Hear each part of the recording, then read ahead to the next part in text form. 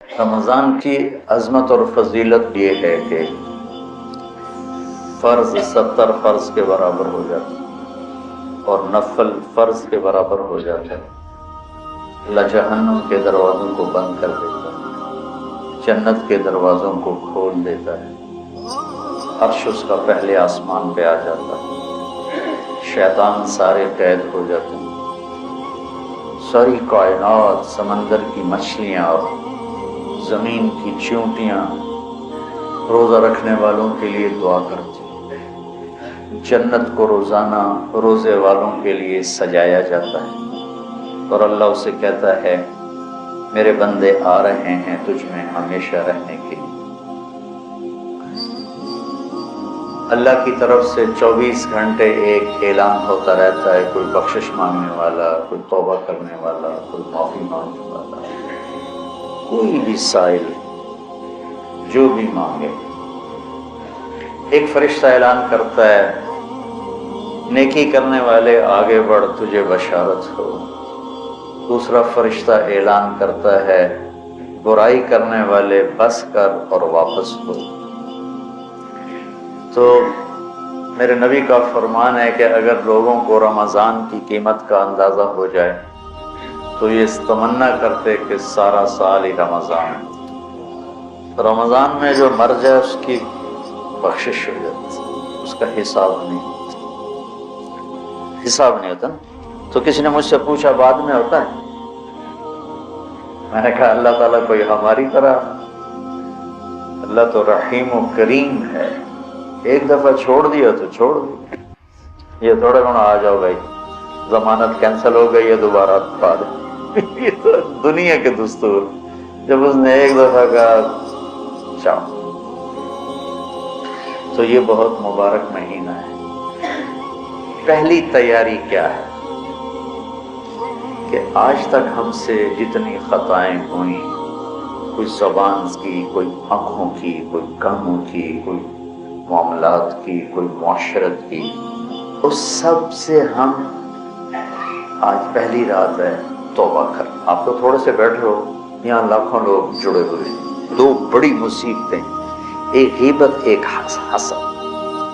تو ہم جتنے لوگ میری بات سن رہے ہیں، ہم اپنے رمضان کی ابتدا کریں، توبہ کریں، ٹھیک ہے نا؟ اللہ تعالیٰ کے نبی کہتے ہیں میں دن میں 70 دفعہ توبہ کرتا ہوں، استغفار۔ اب تو معصوم پاک پاکیزہ امت کو سکھانے کے لیے۔ دوسری بات، دنیا کا ہر انسان کسی وقت بھی توبہ کر سکتا ہے کہ نہیں؟ کر سکتا ہے، کوئی پابندی تو نہیں۔ تو جب ہر انسان کے بارے میں ہر وقت یہ توقع ہے کہ یہ توبہ کر سکتا ہے، تو پھر کسی بھی انسان کو مسلم کافر حقیر سمجھنے کا کوئی جواز؟ آج وہ یہ کر رہا ہے وہ رات کو توبہ کر لے، وہ کل توبہ کر لے، وہ موت کے آخری لمحے میں توبہ کر لے، تو میری حقارت تو مجھے گرا دے گی اور وہ جنت کے مزے کر رہا ہو۔ تو رمضان میں داخل ہونے کے لیے دوسری تیاری یہ ہے کہ اپنے دل کو سب کی نفرت سے صاف کر۔ اللہ نے میرے نبی سے کہا لست علیہم بمسیطر، میرے نبی آپ ان کے اوپر کوئی ٹھیکیدار نہیں ہے، یہ میرا کام ہے، بس آپ اپنا پیغام پہنچائیں۔ تو آپ اس پیغام پہنچانے میں سامنے کون تھے؟ کافر، اور آپ دیکھ رہے تھے اس کو ایمان نصیب نہیں ہوگا، یہ تو آپ کو اللہ نے نظر دی تھی، پھر بھی آپ نے اس کی اتنی منتیں کی ہیں۔ ابو جہل، آپ نے کہا میری امت کا فرعون ابو جہل ہے، اور موسیٰ کے فرعون سے بڑا فرعون ہے کہ موسیٰ کے فرعون نے مرتے ہوئے کہا توبہ کرتا ہوں، اور اس امت کے فرعون نے کہا گردن ذرا نیچے سے کاٹنا تاکہ لوگوں کو پتہ چلے کسی سردار کی گردن۔ آپ نے اس کے گھر کے اتنے چکر لگائے جس کے بارے میں جانتے تھے نصیب میں ہدایت نہیں ہے، تو وہ کہنے لگا اے محمد بس کر دے، ہم قیامت کے دن گواہی دے دیں گے کہ تو نے ہمیں اپنے رب کا پیغام پہنچا دیا تھا، اب بس کر دی۔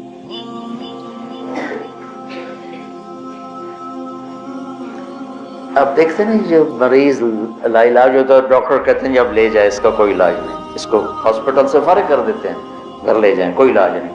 اور میرے نبی دیکھ رہے ہیں اس کا کوئی علاج نہیں، پھر بھی اب اس کی محنت کرتے جا رہے ہیں، کرتے جا رہے ہیں، کرتے جا رہے ہیں۔ کاش ہم تھوڑا سیرت کو بھی پڑھتے۔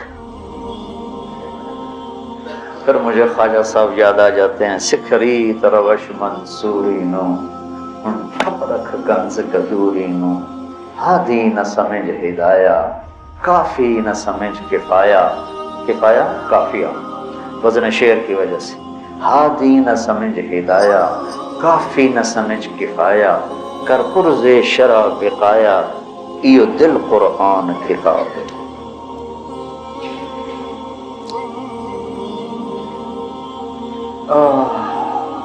تو دوسرا کام سامعین اور آپ حاضرین کہ ہم اوروں کی نفرت سے بھی دل کو صاف کرتے ہیں۔ ہم چاہتے ہیں نا اللہ ہمیں معاف کر دے،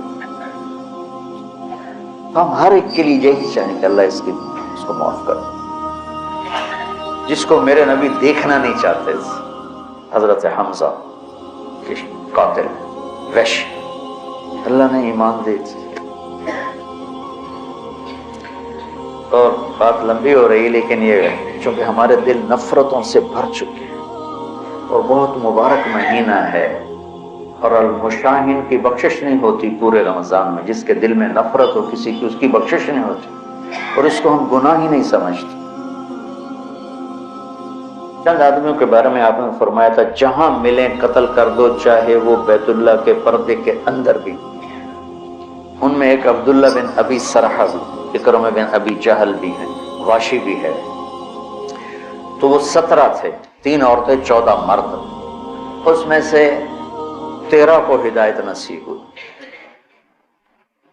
2 قتل ہوئے اور 2 کا پتہ ہی نہ چلا بھائی۔ عبداللہ بن ابی سرح یہ حضرت عثمان کے خالہ زاد تھے، تو وہ ان کو سفارشی بنائے۔ اب وہ اندر سے طائب ہو چکے ہیں، نظام اللہ کے ہاتھ میں۔ آپ تشریف لاتے ہیں، یا رسول اللہ یہ عبداللہ آیا ہے، توبہ کرتا ہے، آپ اس سے بیعت لے لیں، کلمہ پڑھا لیں۔ تو آپ اس سے سر چکائے بیٹھے۔ پھر انہوں نے کہا یا رسول اللہ یہ عبداللہ آیا ہے، توبہ کرتا ہے، آپ اس کو کلمہ پڑھا لیں۔ پھر کہا یا رسول اللہ یہ عبداللہ آیا ہے، توبہ کرتا ہے، آپ اسے کلمہ پڑھا لیں۔ تو آپ نے اس کو کلمہ پڑھایا اور بیعت لے کر فرمایا الیس منکم رجل رشید یضرب عنقہ، تم میں کوئی سمجھدار نہیں بیٹھا تھا جو اس کی گردن اڑا دیتا؟ تم دیکھ نہیں رہے تھے کہ میں اس کا ہاتھ اپنے ہاتھ میں نہیں لے رہا تھا، تو تم سمجھے کیوں نہ، اس کی گردن کیوں نہ اڑائے؟ کہ یا رسول اللہ ہمیں پتہ نہیں چلا، آپ ہمیں اشارہ کر دیتے۔ آپ نے فرمایا نبی خیانت نہیں کرتا ہے، نبی میں خیانت نہیں ہوتی کہ میں ادھر ہاتھ بڑھاؤں ادھر تمہیں اشارہ، یہ نبی کی شان سے پاک ہے۔ میں قربان جاؤں اس کی رحمت پر۔ اور موت کیسے آئی؟